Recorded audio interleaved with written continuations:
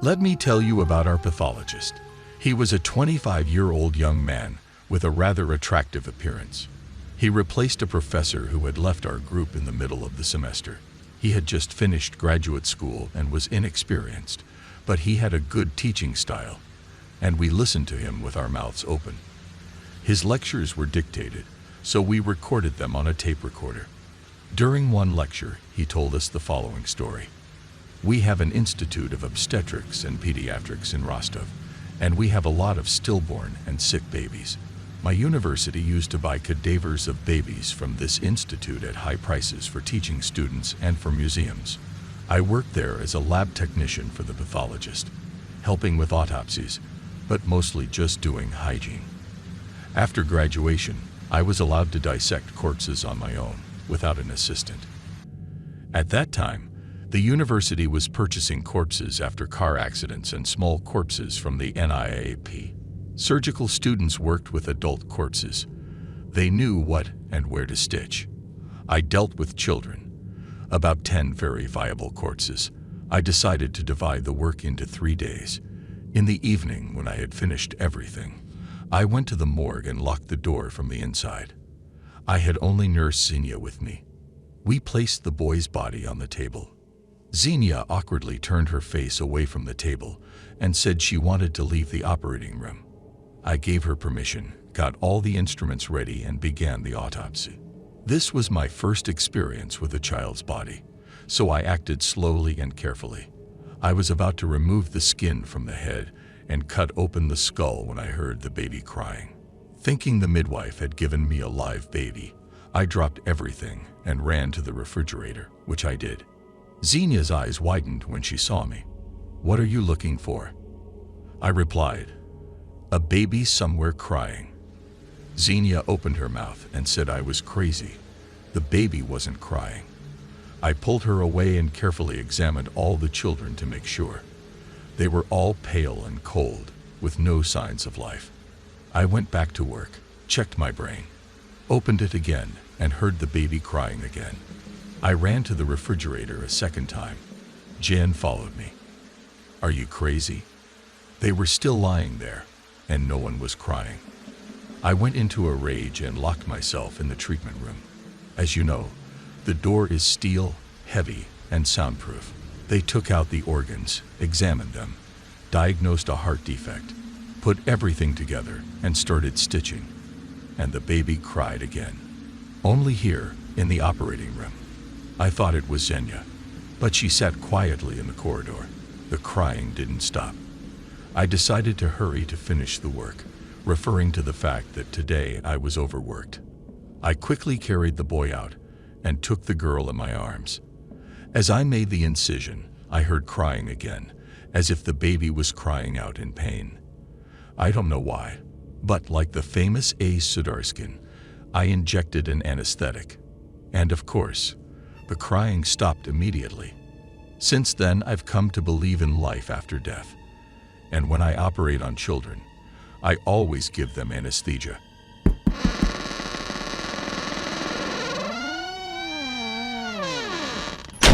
I once worked the night shift at one of the morgues. The work was not dusty, lasted a day and a half, and the clientele was quiet, without much complaint. At first, of course, I was terribly afraid and hated it. Then I began to get used to it. One day I went to work in the service. In the evening, Mitrich showed up. He had been working in the morgue for about 20 years. He came in and said, "Lock yourself in tonight and don't come out. No matter what happens, tonight is a bad night. It's the first night of the full moon. Anything can happen." Then I spoke spontaneously. I had to use every insulting word I could think of to punish Mitrich. It bothered me that an uneducated overseer had thought of threatening me, a highly educated man. Mitrich listened to me in silence and said, "Mitrich has nothing to do with education. As you know, I have already warned you." He turned and left. I will not recall the events of that day, but one thing alarmed me. Mitrich looked calm and quite serious. After work, I was arguing in the break room with a senior preventive medicine student who was talking to me late into the night about philosophical issues, and this detail that Mitrich was sober and calm worried me. Toward the end of the evening, my interlocutor left. I locked the door and was left alone. I checked the refrigeration unit, made sure the paper shredding room was clear, turned off the lights, and returned to my office. The light in the guard room was also on, but the guards always turned it off when they went to bed. The doors were never locked and were tightly closed. The door to the guard room was locked but always stayed open. This night was the same. It was so quiet outside. There was no wind or traffic noise. The moon was low in the sky.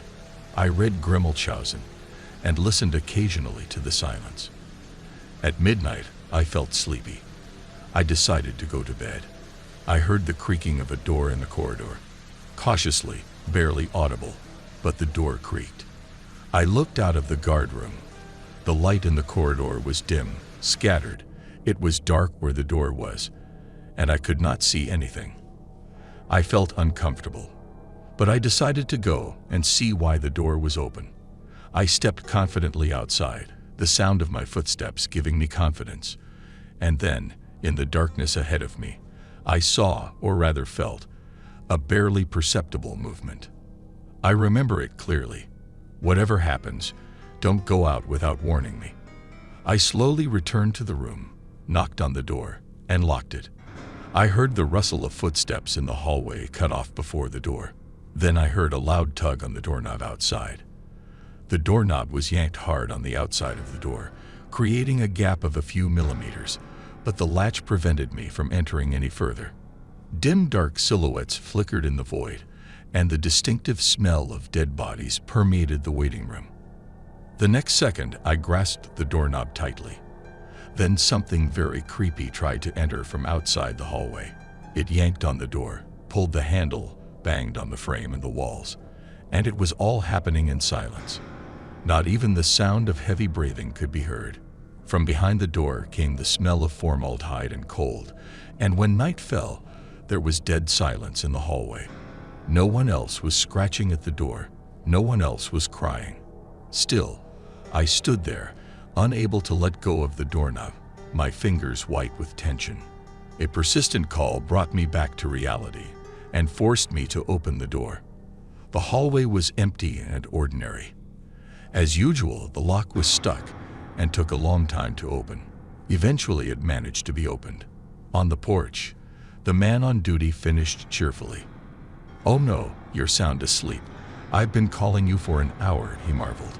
I mumbled that I had had too much to drink to hear anything, and that he had better not disturb me tonight. Work was in full swing, and I didn't feel like going home. I smoked nervously at the service entrance, desperately trying to figure out if last night was real or just a dream. A senior prevention officer smoking nearby asked me a question, and I answered something, but all I could think was, "This is a dream. It's impossible." Then an intern came out of the balcony. "Andrei Andreevich, what a strange case. I was preparing to dissect the body of a drowned man who was brought in the day before yesterday, and there was a lot of white varnish on his fingernails." "What's so strange about that?" the senior coroner asked lazily. The paint was dry, old, but the broken and torn-off fingernails on the corpse's hands were, to my mind, new, fresh. They left, and I went to the door to the detention room. It was as tall as a man, with a smooth white surface and a distinctly semicircular shape.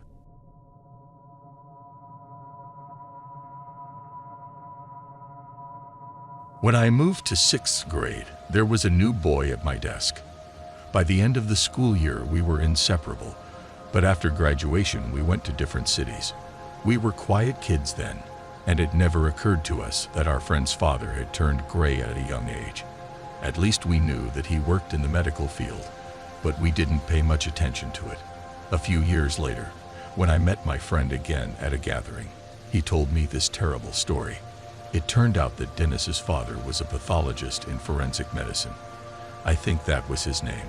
His job was to investigate the causes of death of his patients.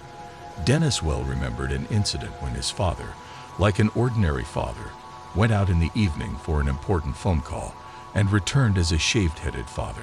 When the boy asked his father about his gray hair, his father told him that sometimes people grow old because of hard work.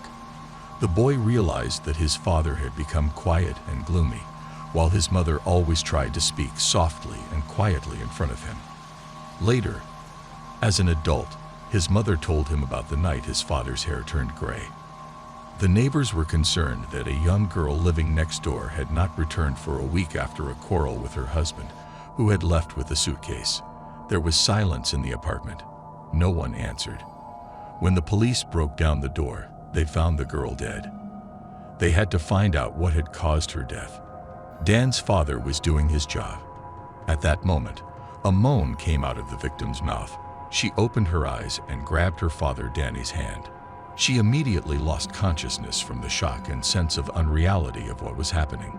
It was later determined that she had fallen into a depressed and lethargic sleep. There was no pulse or heartbeat. Her skin was pale, all signs of death. There was no pulse or heartbeat. The skin was pale, all signs of death were present. Dunya's father agreed with the conclusion and went to work.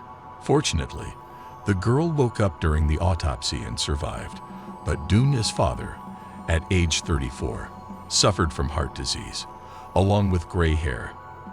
After that incident, he visited all kinds of psychologists and psychosomatic clinics, never worked as a forensic physician again, and went to a regular polyclinic as a general practitioner.